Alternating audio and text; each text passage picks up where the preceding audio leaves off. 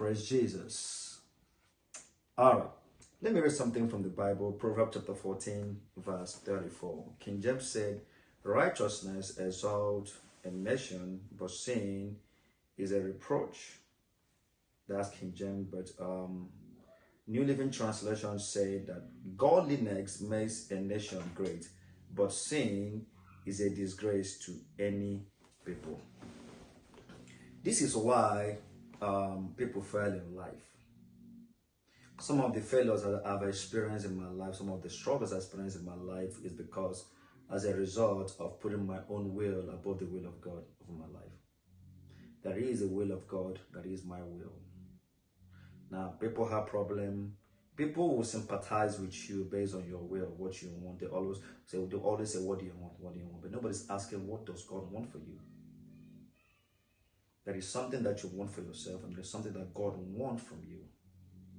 Anytime there is a disagreement between your will and the will of God, or what you want for yourself compared to what God wants for you, you begin to have problems.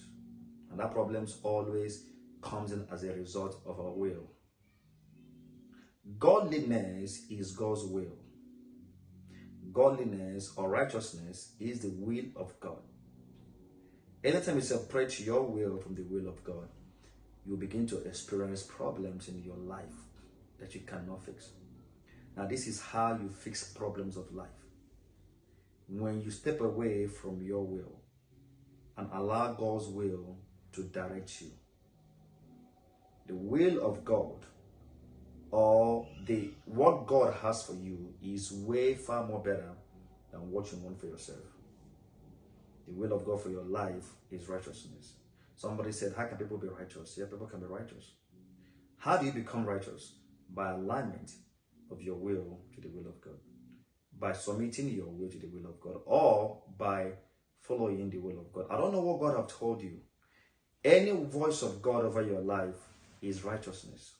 If you follow it, you become righteousness.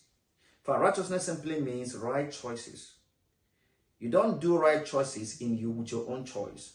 No. You have righteousness when you follow the will of God for your life.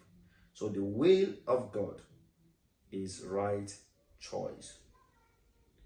But you cannot have the right choices when you follow your own choice.